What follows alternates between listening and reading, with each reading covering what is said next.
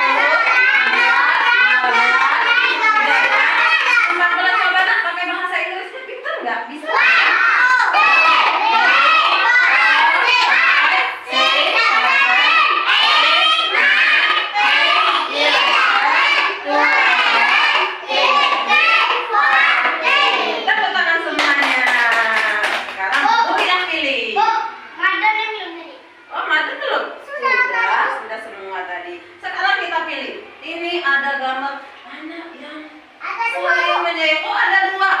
ya satunya ya. Oke, kita tempel satunya di sini. Satunya kita tempel di sini. Sepakat tidak saling menyayangi? Keren, hebat. Sepakat kita harus saling menyayangi. Kemudian yang ini. Ada dua. Ada dua ini apa ini? Anak. Oke. Oke, ini anak mandiri. Sepakat kita jadi anak mandiri? Sepakat tidak jadi anak mandiri? Sepakat. Sudah dapat berapa ini? Sudah dapat dua. Sekarang yang ini sayang. Menyelesaikan. Wow, ada dua juga. Menyelesaikan tugas dengan baik. Sepakat tidak? Sepakat. Wah, hebat semuanya sepakat. Nih. Nah, ini juga sama. Ada dua. Apa ini? Mendengarkan.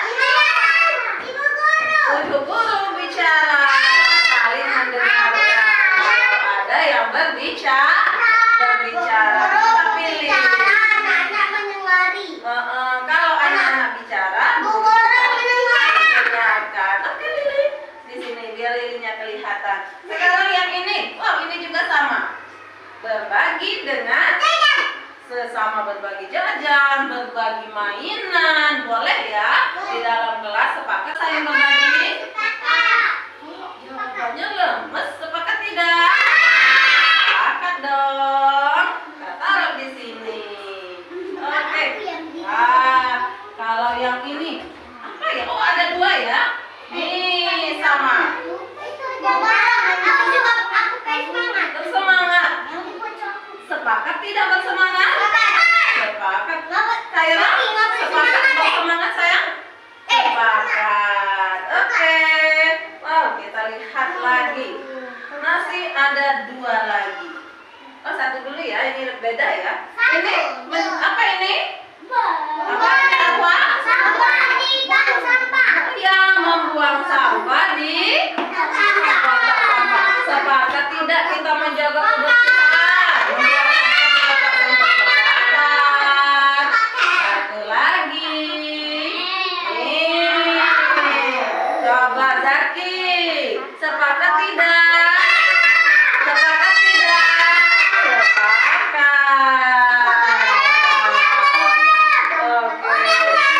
Semuanya sudah. Yuk, tangannya ke atas, tangannya ke samping, tangannya ke depan, duduknya yang rapi. Kita hitung Lili, bantu Bu Guru hitung. Ada berapa yang kita sepakatin ini? 8? Coba.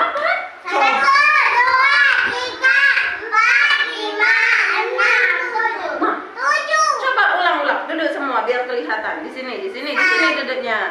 Oke. Ada berapa? Ada 8. Kita sudah dapat 8 kesepakatan. Kalau di kelas kita harus seperti kesepakatan kita. Ya, Zaki? Kesepakatan kita. Oke. Alfa? Febri? Apa saja kesepakatan kita? Oke, Bu Guru bacakan dulu satu kali lagi ya, biar kelihatan. Kita harus saling menyayangi. Oke. Yang kedua, mandiri. Yang ketiga, kita harus menyelesaikan tugas dengan baik. Oke. Yang keempat, Febri, kita harus mendengarkan teman yang berbicara. Bu Guru semuanya. Oke,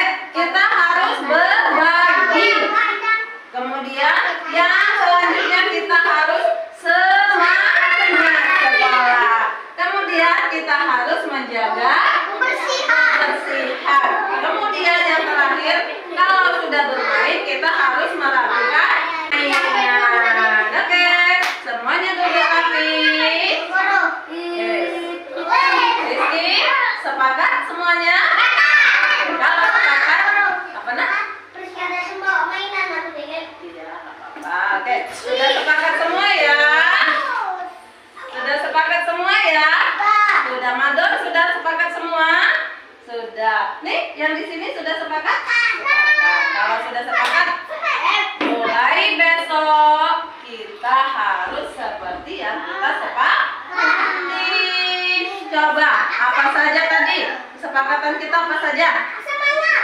Semangat. Satu. Harus jadi anak mandiri. Semangat ya. Berbagi. Apalagi? Menyelesaikan tugas. Menyayangi kawan. Apalagi? Iya. Membuang sampah di kotak sampah. Oke? Nah, kita satu lagi nak. Apalagi yang belum? Terus merapikan mainan setelah dimainkan. Oke, sekarang itu saja kesepakatan kita. Kita lanjutkan mau belajar. Oke, duduk rapi. Guru ucapkan wassalamualaikum warahmatullahi wabarakatuh. Waalaikumsalam warahmatullahi wabarakatuh. 3. Ayo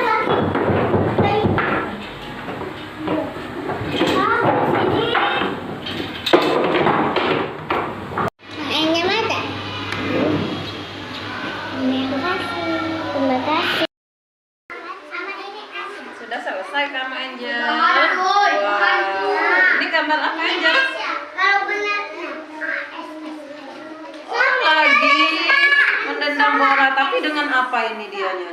Marah. Ini benar huruf apa ini? S, berarti salah ya. Oke, yang ini apa? Oh iya, lagi membereskan mainan. Sama dengan kesepakatan kita, kalau sudah dimainkan harus di benar apa salah? Benar. Apa?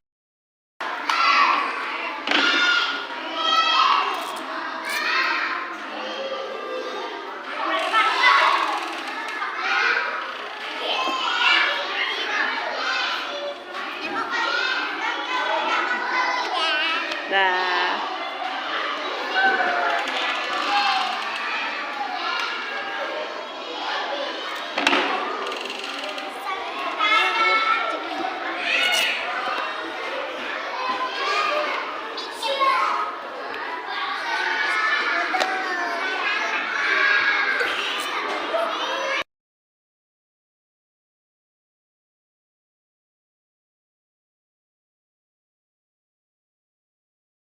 Assalamualaikum warahmatullahi wabarakatuh. Waalaikumsalam warahmatullahi wabarakatuh. Yang saya hormati Kepala TK Negeri Keluang, Ibu Ramadhanti SPD AUD. Yang saya hormati rekan guru TK Negeri Keluang yang pada hari ini sempat hadir dalam ruangan yang sederhana ini. Alhamdulillahirabbil alamin wa bihi nasta'inu ala umuri dunya waddin. Wassalatu wassalamu ala asyrofil anbiya'i wal mursalin wa ala alihi wa sahbihi ajmain. Amma ba'du. Pertama-tama marilah kita panjatkan puji dan syukur kita atas kehadiran Allah Subhanahu wa taala yang telah memberikan rahmah dan hidayahnya kepada kita semua sehingga pada siang hari ini kita dapat berkumpul di ruangan TK Negeri Keluang dalam rangka menyebarkan pemahaman positif tentang budaya positif yang ada di lingkungan TK Negeri Keluang. Baiklah, mohon izinnya Ibu Kepala Sekolah mungkin bisa menyampaikan sepatah dua kata-kata kepada kami dalam kegiatan penyebaran budaya positif ini di TK Negeri Keluang. Kepada Ibu Kepala TK Negeri Keluang, Ibu Ramadhanti, kami persilahkan. Assalamualaikum warahmatullahi wabarakatuh. Waalaikumsalam warahmatullahi wabarakatuh. Yang terhormat para guru-guru TK Negeri Keluang, puji syukur karena Allah SWT kita masih bisa berkumpul di sini dalam keadaan sehat walafiat dalam rangka kegiatan Bu Eti guru penggerak tentang kisahnya Eti tentang aksi nyata di program guru penggerak. Tidak lupa juga kita selawat bersalam kepada Nabi kita Nabi Muhammad SAW. Berkat beliaulah kita bisa berada di sini dan keadaan terang benderang. Semoga kita semua bersama-sama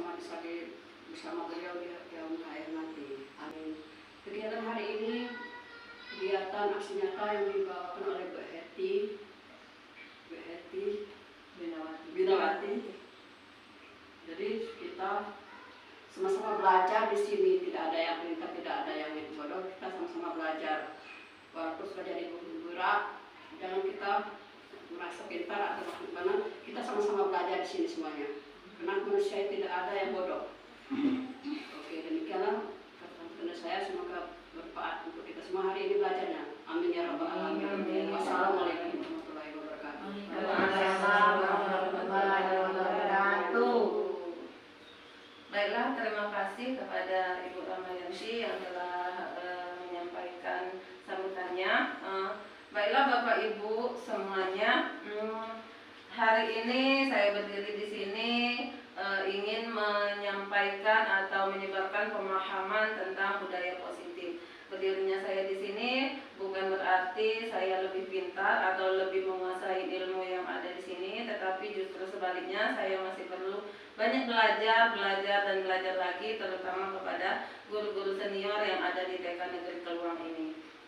Mungkin langsung saja pada intinya, yaitu tentang budaya positif yang akan saya sampaikan di sini di lingkungan TK Negeri Keluang ini. Mungkin Bapak Ibu semua sudah paham tentang budaya positif. Budaya positif itu mungkin ada yang tahu ya tentang budaya positif. Apa itu budaya positif? Mungkin ada yang ingin menjelaskan lagi budaya positifnya? Kebiasaan yang baik kan? Iya, benar sekali Bu ya. Budaya positif itu adalah kebiasaan yang baik, kebiasaan yang sudah kita terapkan di TK Negeri Keluang ini.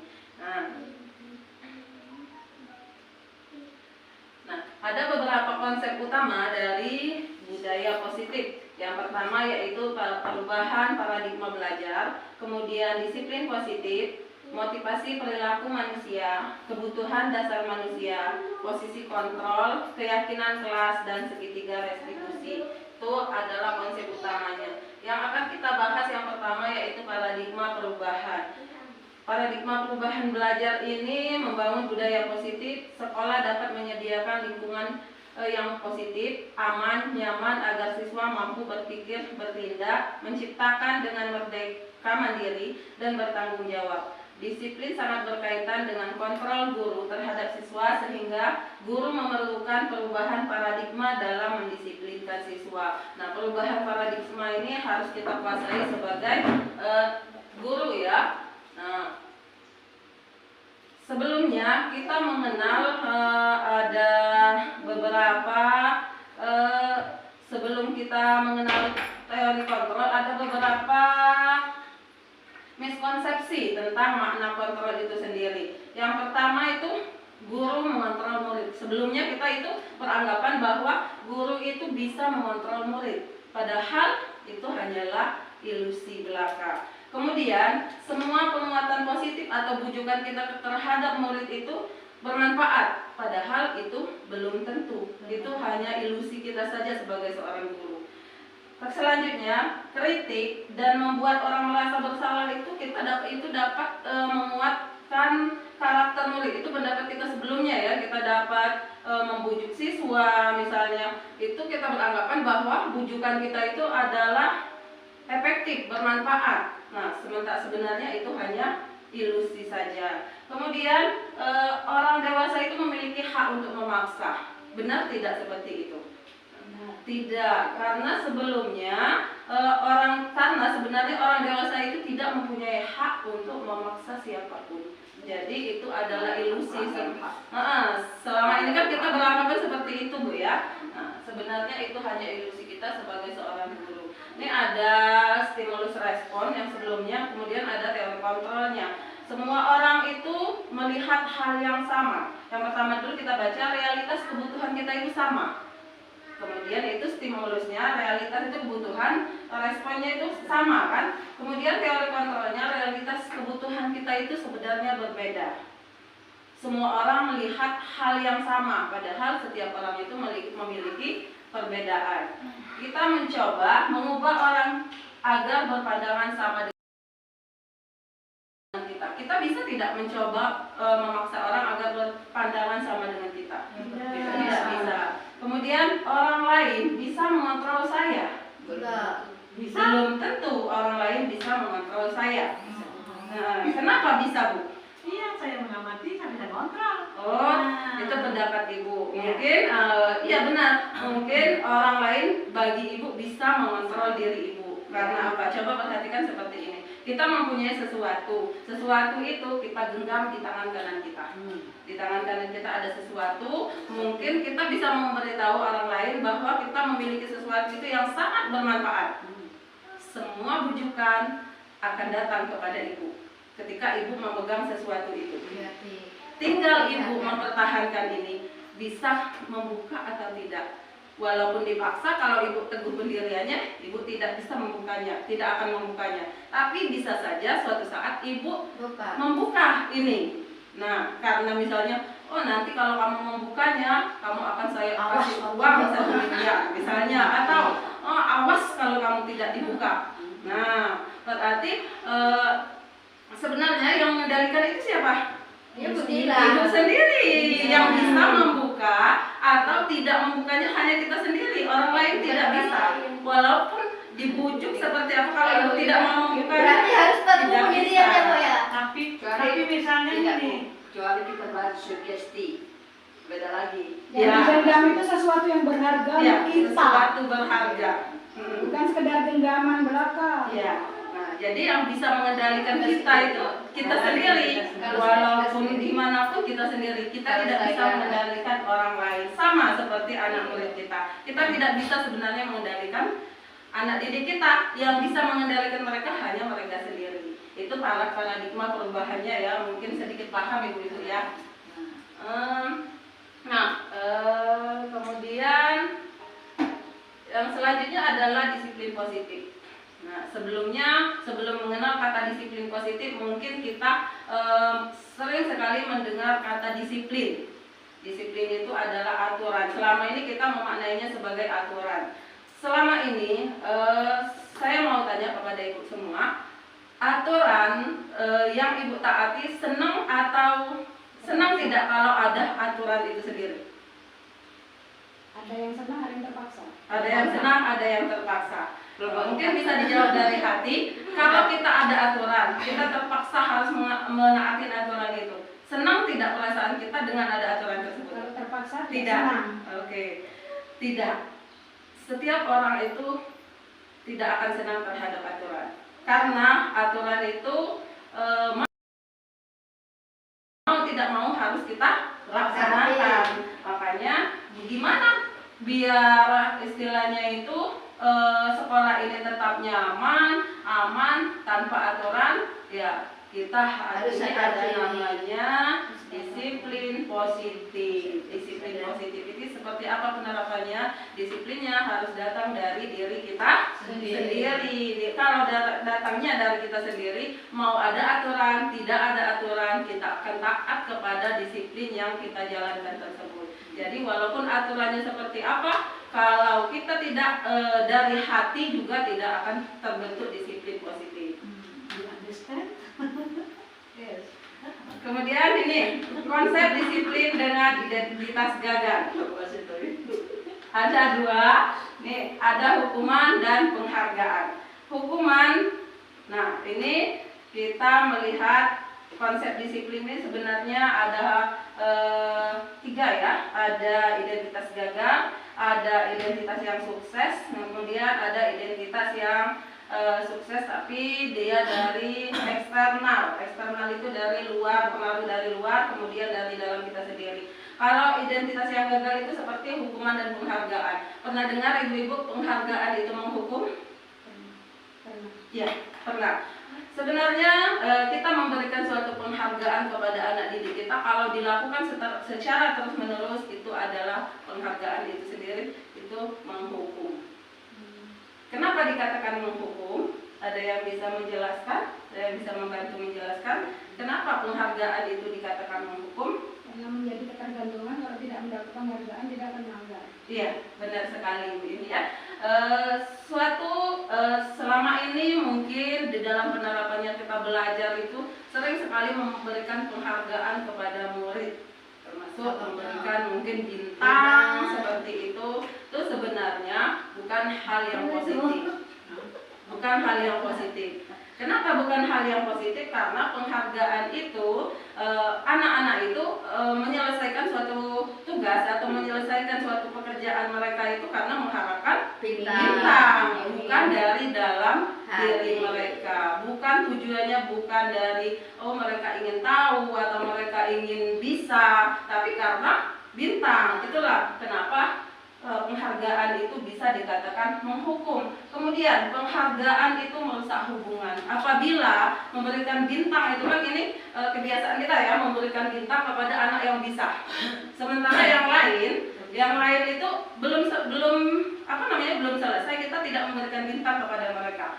Nah, di sini akan terjadi iri, cemburu sosial. Itu yang merusak mental anak juga. Kemudian menurunkan kualitas atau kreativitas anak itu akan melakukan atau mengerjakan sesuatu itu bukan meningkatkan kreativitasnya, tetapi malah karena ada penghargaan tadi dia ingin melakukan yang terbaik. Yang dicapainya hanya penghargaan seperti itu. Kalau hukuman mungkin bisa saya lewati di sini karena kita tidak pernah memberikan hukuman kepada anak didik kita ya. Kalau penghargaan mungkin ada ya. Kemudian ini yang sukses. Konsep disiplin yang sukses itu seperti apa? Kita memberikan konsekuensi dan restitusi. Tapi yang ini juga belum bisa dikatakan sempurna karena restitusi dan konsekuensi seperti ini masih dari datangnya bukan dari dalam diri anak, melainkan dari motivasi eksternal anak. Ini sesuatu yang harus terjadi, membuat murid konsekuensi. Tahu konsekuensi? Tahu. Konsekuensi itu adalah yang kita sepakati, kemudian anak itu melanggar dengan yang kita sepakati tadi. Nah, konsekuensinya apa? Itu konsekuensinya.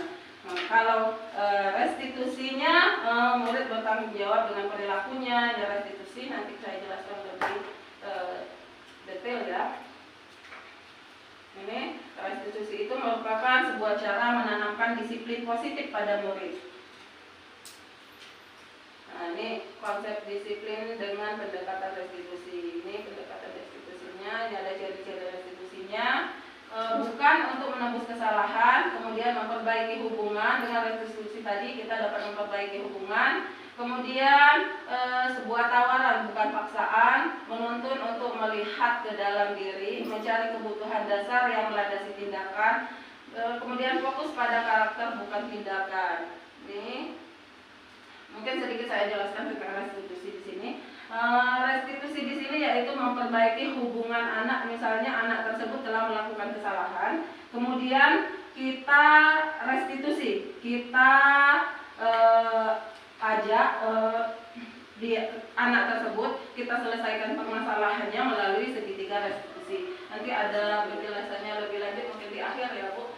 Nah, motivasi perilaku manusia. Ini adalah motivasi merupakan dorongan pada diri seseorang secara sadar atau tidak sadar untuk melakukan suatu tindakan dengan tujuan tertentu. Sesuatu yang dilakukan oleh anak itu ada motivasinya tersendiri. Untuk menghindari hukuman atau ketidaknyamanan. Kemudian untuk mendapatkan imbalan. Tuh. Yang ketiga untuk menjadi orang yang mereka inginkan dan menghargai diri. Yang harus kita capai atau yang harus kita berikan kepada anak, yang harus kita tumbuhkan adalah motivasi yang ketiga, yaitu motivasi mereka untuk menghargai diri mereka sendiri. Itu yang harus kita tumbuhkan. Kalau mereka mempunyai motivasi untuk menghindari hukuman, itu hal yang salah. Kemudian untuk mendapatkan imbalan atau penghargaan, itu juga hal yang salah. Karena itu tadi sama dengan penghargaan tadi, datangnya dari karena sesuatu itu yang dia lakukan untuk mendapatkan sesuatu. Nah, yang harus kita tumbuhkan agar motivasinya itu adalah motivasi yang ketiga untuk menumbuhkan motivasi intrinsiknya. Kebutuhan dasar manusia. Mengapa seseorang itu, anak itu melakukan sesuatu kesalahan, misalnya melakukan kesalahan kalau anak TK ya, melakukan hal-hal atau perilaku negatif. Itu karena ada sesuatu pastinya. Nah, sesuatu itu apa sih sebenarnya yang mereka butuhkan? Ini kita punya ada kebutuhan dasar manusia. Yang pertama untuk bertahan hidup, kemudian kebutuhan kasih sayang dan rasa diterima, kebebasan, kesenangan, dan penguasaan. Nah, mungkin sebagian kita sudah jelas ya tentang kebutuhan ini, kebutuhan rasa kasih sayang. Berarti kita anak itu membutuhkan kasih sayang. Mungkin di rumah atau di lingkungannya kurang mendapatkan kasih sayang. Kemudian bertahan hidup, apakah di rumahnya misalnya kekurangan dari segi makanan, dari segi minuman atau segala macam. Kemudian kebebasan, mungkin di lingkungannya itu kurang bebas, jadi dia di sekolahnya. Kemudian karena dia memang senang melakukan hal itu. Kemudian karena dia merasa berkuasa seperti itu. Posisi kontrol atau restitusi. Kemudian, nah ini sebagai seorang guru kita itu ada di posisi yang mana? Yang pertama apa kita ada namanya penghukum. Kemudian yang kedua pembuat rasa bersalah. Yang ketiga ada di posisi teman. Yang keempat ada di pemantau, dan yang kelima ada di posisi manajer. Nah, ada yang di sini posisinya sebagai penghukum? Tidak, ya. Mungkin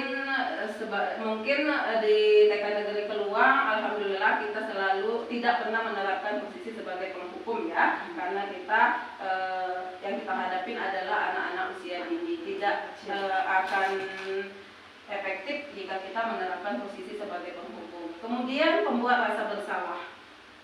Adakah yang menerapkan posisi sebagai pembuat rasa bersalah? Mungkin ada ya, mungkin terkadang hal-hal yang kita tidak kita ketahui, hal-hal yang kecil saja kita sebenarnya sudah melakukan pembuat rasa bersalah. Misalnya ada anak yang tidak sengaja menumpahkan air minum. Ketika itu kita bukan bertanya, malahan loh itu kenapa kok bisa tumpah? Kamu sih nak tidak hati-hati. Coba kalau kamu tadi hati-hati, tidak akan basah semua ini. Nah, itu sebenarnya sudah membuat rasa bersalah. Nah, kemudian ya sebagai teman. Jadi bagaimana? Ya, nanti saya jelaskan. Kemudian sebagai teman. Sebagai teman ini juga masih di posisi yang di tengah ya, belum yang terbaik. Karena apa? Terkadang anak itu jika kita menganggapnya teman, dia hanya ketergantungan dengan kita saja. Misalnya anak yang dekat dia merasa teman dengan saya, belum tentu dengan guru lain dia memperlakukannya seperti itu. Berbeda pastinya. Kemudian posisi misalnya yang tadi tumpah, kita memposisikan diri sebagai teman. Bu guru, airnya tumpah. Nanti kita menjawab, ya nak, nanti kita bersihkan, kita keringkan bersama-sama ya. Nah, sebenarnya hal itu belum efektif. Kemudian sebagai pemantau, di sini pemantau. Sebagai pemantau itu biasanya kita memberikan kalimat seperti ini. Loh, kenapa itu bisa itu sudah tumpah? Jadi apa konsekuensinya? Kamu harus ngapain? Bersihkan. Nah, tetapi kalau kita mengambil posisi sebagai manajer, ada air yang tumpah. Yang kita tanya, kenapa itu bisa tumpah? Penyebabnya apa? Mereka akan menjawab, oh mungkin tersenggol, tidak sengaja. Terus kalau tumpah, apa saja yang terkena basahannya? Mungkin kita menggali dulu, mengidentifikasi dulu apa saja itu yang basah. Dia akan menjawab. Kemudian, oh ya, kalau itu sudah basah, apa yang harus kamu lakukan sekarang? Nah, mungkin mereka akan menjawab, ini harus dipel, rasa tanggung jawab mereka muncul di situ. Tapi gerakan kayak gitu kan lambat kayak gitu. Iya. Kalau kita mau kasih dulu apa-apa kejadian gitu, paling cepat itu mana tuh? Iya. Kalau namanya anak TK Bu, tidak bisa kita langsung. Dari situlah kita belajar dari hal-hal yang kecil. Memang kalau kita harus lep cepat seperti itu, anak tidak akan menangkap. Tapi memang harus seperti itu untuk untuk menuntun mereka. Tapi kan kalau kita lambat gitu kan nanti anak yang lain bisa terjatuh. Nah itu cara kita mengatasi bagaimana? Ya, secara kita mengatasinya yang penting kita kita pinggirkan dulu anak-anak yang lain, baru kita identifikasi dulu kenapa dia seperti ini. Dia harus bertanggung jawab. Itu kalau posisi kita sebagai manajer, kita menumbuhkan tanggung jawab anak itu, melakukan pembuat rasa bersalah. Misalnya seseorang, ada anak yang tidak sengaja menumpahkan air minum. Ketika itu kita mungkin kita bukan bertanya, malahan loh itu kenapa kok bisa tumpah? Kamu sih nak tidak hati-hati. Coba kalau kamu tadi hati-hati, tidak akan basah semua ini. Nah, itu sebenarnya sudah membuat rasa bersalah. Tuh. Nah, kemudian ya sebagai teman. Jadi bagaimana? Nanti saya jelaskan. Kemudian sebagai teman. Sebagai teman ini juga masih di posisi yang di tengah ya, belum yang terbaik. Karena apa? Terkadang anak itu jika kita menganggapnya teman, dia hanya ketergantungan dengan kita saja. Misalnya anak yang dekat dia merasa teman dengan saya, belum tentu dengan guru lain dia memperlakukannya seperti itu. Berbeda pastinya. Kemudian posisi misalnya yang tadi tumpah, kita memposisikan diri sebagai teman. Bu guru, airnya tumpah. Nanti kita menjawab, ya nak, nanti kita bersihkan, kita keringkan bersama-sama ya. Nah, sebenarnya hal itu belum efektif. Kemudian sebagai pemantau, di sini pemantau. Sebagai pemantau itu biasanya kita memberikan kalimat seperti ini. Loh, kenapa itu bisa itu sudah tumpah? Jadi apa konsekuensinya? Kamu harus ngapain? Bersihkan. Nah, tetapi kalau kita mengambil posisi sebagai manajer, ada air yang tumpah, yang kita tanya kenapa itu bisa tumpah, penyebabnya apa, mereka akan menjawab, oh mungkin tersenggol, tidak sengaja. Terus kalau tumpah, apa saja yang terkena basahannya? Mungkin kita menggali dulu, mengidentifikasi dulu apa saja itu yang basah. Dia akan menjawab. Kemudian, oh ya, kalau itu sudah basah, apa yang harus kamu lakukan sekarang? Nah, mungkin mereka akan menjawab. Ini harus dipel. Rasa tanggung jawab mereka muncul di situ. Tapi gerakan kayak gitu kan lambat kayak gitu. Iya. Kalau kita mau kasih dulu apa kejadian paling cepat itu mana? Iya. Kalau namanya anak TK Bu, tidak bisa kita langsung. Dari situlah kita belajar dari hal-hal yang kecil. Memang kalau kita harus plek cepat seperti itu, anak tidak akan menangkap. Tapi memang harus seperti itu untuk untuk menuntun mereka. Tapi kan kalau kita lambat gitu kan nanti anak yang lain bisa terjatuh. Nah itu cara kita mengatasi bagaimana? Ya, secara kita mengatasinya yang penting kita kita pinggirkan dulu anak-anak yang lain, baru kita identifikasi dulu kenapa dia seperti ini. Dia harus bertanggung jawab. Itu kalau posisi kita sebagai manajer, kita menumbuhkan tanggung jawab anak itu. Harus mandiri, tidak semerta-merta kita bantu bantu lap, bantu itu sebenarnya bukan tindakan. Berarti selama ini salah dong? Ya. Nah, kalau salah, ya bukan salah Bu. Sebenarnya tidak ada yang salah. Kurang namanya belajar, tidak ada yang salah. Terkadang kita di TK juga tidak bisa semerta-merta, apalagi kata Bu Rama tadi, mungkin itu kejadian yang sederhana. Kalau itu kejadian yang lebih parah lagi, kita tidak bisa juga membiarkan hal seperti itu. Jadi bukan berarti kita tidak bisa kembali ke sini Bu. Kita bisa kembali ke sebagai teman, tapi kita melihat konteks permasalahannya apa. Jadi kita lihat dulu permasalahannya apa, baru kita itu. Tapi kalau untuk hal-hal yang sederhana, disitulah kita menerapkannya, karena itulah kebiasaan yang sering terjadi. Oke, lanjut Bu ya. Kalau yang manajer tadi Bu? Ya. Menuntun tadi. Ya, yang manajer. Oke, Dia masih yang paling baik itu manajer. yang paling baik itu manajer, karena Ya kalau kerja juga duitnya banyak ini satu. tapi bukan berarti kita Kalian pemerintah, jadi manajer pemerintah. ya, tapi bukan memerintah Bu, tapi kita menuntun. Menuntun. Menuntun. Manajer itu bukan dilayani, bukan memerintah, tapi menuntun, memberi contoh. Jadi dia itu berpikir sendiri apa yang harus dia lakukan setelah air itu tadi tumpah. Nah, dia kan otomatis berpikir ya. Nah, dari berpikir itu ilmu itunya pengetahuannya luar biasa yang kita dapatkan. Kalau sudah muncul rasa tanggung jawabnya bukan hanya di sekolah, Berarti kebiasaan. dia yang lain.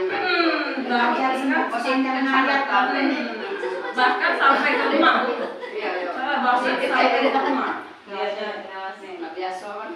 Ini masih sambungannya ya, motivasinya tadi sebenarnya pembelajaran di sini terkait dengan mungkin dari tingkat pendidikan yang lebih lanjut Bu ya, tapi tidak ada salahnya kita terapkan mulai dari usia dini seperti itu. Oke, tadi sudah saya jelaskan. Nah, keyakinan kelas ini. Ada keyakinan kelas. Selain dengan posisi kontrol, ada keyakinan kelas. Seperti ini Bu, saya sudah mempraktekkan kepada anak-anak untuk membuat suatu keyakinan kelas atau kesepakatan kelas yang kita laksanakan dari kemarin. Kalau di sini sebenarnya di TK sebenarnya mungkin agak susah mengajak anak-anak itu membuat kesepakatan kelas. Tetapi kita usahakan, kita ajak mereka dengan melihat dengan gambar-gambar, berikan mereka pilihan. Kalau di jenjang pendidikan yang lebih tinggi, mereka membuat sendiri kan, biasanya berpikir sendiri, berdiskusi, kemudian mana yang terbaik, menulis, menempelkan. Kalau di sini terpaksa tadi kemarin saya buatkan gambar, tetapi memang yang sesuai dengan keadaan kelas kita masing-masing seperti itu. Ini keyakinan kelas. Penting tidak keyakinan kelas? Sebenarnya keyakinan kelas ini sangat penting. Ini sebelum keyakinan kelas ini kita kan pasti sudah ada aturan di dalam kelas. Dalam kelas itu pasti, masuk kelas harus seperti ini, duduk di tempatnya, tidak naik meja. Itu sebenarnya secara tidak langsung itu sudah aturan dari kita. Nah, tapi ini dibahasakan dengan bahasa yang positif agar tidak ada penekanan terhadap anak. Jadi di sini untuk keyakinan kelas itu diusahakan menyangkut dengan kata kolaborasi. Jadi bukan anak sendiri, tetapi guru juga. Jadi di sini saling mendengarkan ketika ada yang berbicara. Seperti itu berarti saya, anak-anak itu ada kolaborasinya. Bukan berarti saya meminta anak sendiri yang mendengarkan saya, bukan. Kemudian merapikan mainan setelah digunakan. Jadi semua anak itu merapikan. Ini ada kolaborasinya, berbagi sesama jelas, kita bisa mandiri ya jelas. Nah, ibu-ibu juga bisa membuat keyakinan kelas sendiri-sendiri tergantung dengan kondisi kelasnya masing-masing. Ya. Tapi kalau sekolah tuh ada keyakinan. Ada Bu, Ada. harus sebenarnya itu. Sebelum keyakinan kelas sebenarnya harus ada keyakinan sekolah dulu. Misalnya datang tepat waktu. Iya. Nah, untuk lebih bagusnya lagi keyakinan sekolah itu kalau kita kan anak TK, kalau SD, SMP biasanya mereka itu ada tertulis, ditempel atau tapi untuk TK ini mungkin dengan gambar. Jadi di depan situ misalnya dibuat datang tepat waktu. Jangan tulis, jangan dibuat tidak boleh datang terlambat. Itu tidak boleh, itu termasuk kata-kata negatif. Jadi kita ubah ke kata-kata positif, datang tepat waktu seperti itu. Kemudian misalnya berbagi sesama, membuang sampah di tempat sampah. Jangan tulisin, biasanya kan kita jangan membuang sampah sembarangan. Kan sering kan kita menemukan kata-kata seperti itu. Nah, itu sebenarnya kata-kata negatif, jangan, tetapi ubahlah. Buanglah sampah pada tempatnya. Tersenyumlah sesama. Nah, ya, tersenyum. Karena senyum itu adalah sedekah. Ya, kesepakatan juga. Oke, ketawa, Bersama rekan. ya. Ini lampu Nih, membentuk keyakinan, membuat keyakinan kelas tadi ada tahapannya, yaitu kalau ini di kelas lanjut ya, mungkin bisa kita lakukan di kelas kita, cuman dengan kata-kata yang lebih sederhana. Berdiskusi dulu, kemudian merumuskannya menjadi keyakinan kita tadi, kemudian sebisa mungkin ditempel. Kalau tidak ditempel, kalau hanya ditulis biasanya tidak akan dilaksanakan. Jadi diusahakan ditempel atau keyakinan sekolah misalnya otomatis kalau sekolah menyangkut tentang guru Bu ya, misalnya datang tepat waktu itu termasuk keyakinan sekolah juga. Dikit lagi Bu ya. Nah, ini sudah masuk pada segitiga restitusi. Sambungan dari posisi kontrol sebenarnya ini. Posisi kontrol tadi kita yang paling baik, yang paling bagus itu ada di posisi manajer. Nah, jika kita menerapkan posisi manajer, maka kita dapat melakukan segitiga restitusi. Namun, jika kita melakukan mempunyai posisi kontrol di bawahnya tadi, seperti pemantau, teman, kita belum bisa melakukan segitiga restitusi. Nah, di sini kita bisa melakukan segitiga restitusi. Yang pertama yang kita lakukan adalah menstabilkan identitas. Seperti kemarin saya melakukan restitusi kepada kedua anak karena kemarin itu si Rara dengan Febri itu si Febrinya menarik rambut si Rara, kemudian mereka nangis, dua-duanya menangis. Tapi karena menangis dua-duanya, jadi saya tenangkan terlebih dahulu. Sudah tenang baru saya panggil ke kantor, kemudian saya restitusi di sana. Nah, di sana yang pertama kita menstabilkan identitasnya dulu. Kita tanya dulu kenapa nangis tadi, apa sebenarnya yang terjadi. Nah, biarkan mereka memberikan pendapatnya sendiri. Jangan kita langsung menuduh mereka, misalnya salah satunya langsung membuat mereka merasa bersalah, itu tidak bisa. Tapi kita identifikasi dulu permasalahannya apa, sebenarnya yang terjadi apa. Kemudian berikan, sudah menstabilkan identitas, kita ke validasi kebutuhannya itu apa, kemudian sebenarnya dia melakukan itu untuk apa, seperti itu. Apa maksud dan tujuan anak tersebut melakukan hal yang seperti itu? Pasti mereka ada tujuan kan? Mungkin mereka hanya mengajak main, atau iseng, atau memang dia senang mengganggu orang lain. Nanti kita akan dapat jawaban setelah kita bertanya kepada anak tersebut. Kalau kita tidak bertanya, kita akan tahu jawabannya. Nah, kemudian setelah itu kita baru menanyakan keyakinan. Misalnya dari yang dilakukan kedua anak tadi, keyakinan kelas yang kita buat ini apa yang telah dilanggar oleh mereka? Kita harus tanyakan. Mereka kan pasti ingat, karena mereka ini yang membuat sendiri. Jadi mereka itu ingat apa sebenarnya yang mereka langgar. Kemudian mungkin Bu, saya tadi tidak saling menyayangi, misalnya di situ yang dilanggar mereka. Nah, kita tegaskan lagi bahwa di dalam kelas kita itu ada namanya keyakinan kelas, seperti itu. Kemudian kita berikan kesempatan kepada mereka, kepada anak tersebut untuk memperbaiki. Misalnya setelah ini apa yang kamu akan lakukan? Nah, nanti anak tersebut akan berpikir kemarin si Febri langsung menjawab apa nak yang akan kamu lakukan, karena si tadi sudah menangis, saya mau minta maaf Bu. Itu jawabannya. Kemudian bagus kalau seperti itu, berarti kamu mengakui kesalahan, dan hal yang kamu lakukan dengan meminta maaf tersebut adalah hal yang sangat baik. Silakan meminta maaf. Jadi mereka itu sesudah itu bermaafan, dan istilahnya itu tidak ada dendam sesama mereka, dan selesai semua permasalahannya. Mungkin itu saja tentang segitiga restitusinya. Nah, mungkin sudah saya sampaikan semua poin-poinnya dari budaya positif. Mungkin kalau ada yang memang perlu diterapkan, silakan diterapkan. Kalau ada kekurangan, mungkin saya di sini masih banyak belajar, banyak sekali yang belum saya dapatkan, masih calon guru penggerak. Nanti boleh memberikan masukan atau saran kepada saya. Saya mengucapkan terima kasih banyak kepada ibu-ibu yang sudah hadir di sini, kepada kepala sekolah juga. Terima kasih yang sebesar-besarnya. Saya akhiri billahi taufiq wal hidayah, waridha wal inayah. Wassalamualaikum warahmatullahi wabarakatuh. Waalaikumsalam warahmatullahi wabarakatuh.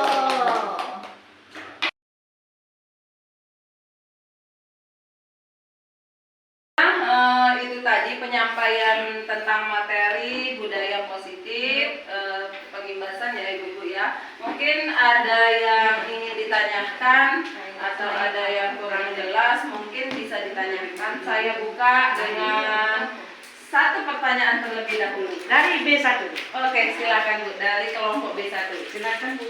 Oh iya, Bu Wiwi ya. Oh ya, boleh. Silakan Bu Wiwi. Iya, boleh. Assalamualaikum warahmatullahi wabarakatuh. Waalaikumsalam warahmatullahi wabarakatuh. Perwakilan dari B1 Guru. Ya, boleh Bu. Ingin bertanya yang tentang kesepakatan kelas tadi Guru. Ya, boleh. Untuk kesepakatan kelas itu setiap kelas boleh beda-beda. Boleh. Ya, mungkin setiap kelas itu bisa berbeda-beda ya, tidak harus seperti ini kesepakatan kelasnya, tergantung dengan kondisi kita. Kalau kelasnya misalnya sering anak-anaknya sering naik meja, mungkin kata-kata yang itu tadi dipositifkan seperti itu. Jadi tidak baku ya, jadi tidak harus sama.